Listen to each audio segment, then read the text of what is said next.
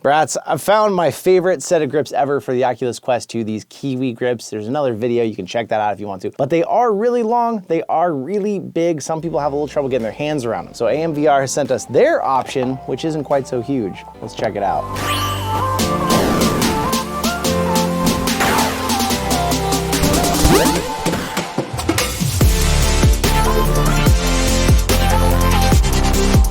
Now, these are Quest 2 grips, but they actually fit the Quest 1 or the Oculus Rift S, but these are the white edition, so they look a little nicer on the Quest 2.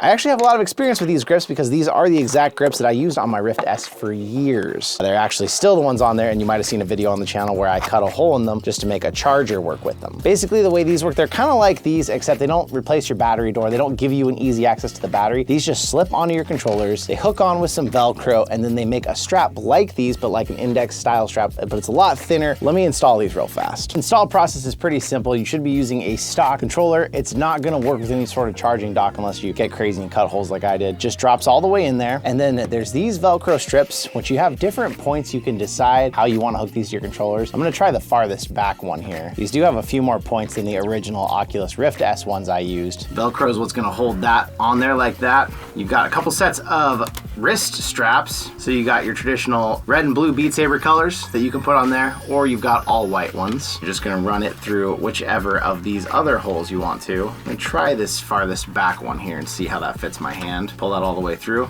And then it has a couple different of these clasps, some replacements in case yours break. That just slips in there. And now it allows, when you press that button, it'll open up a spot to put these through.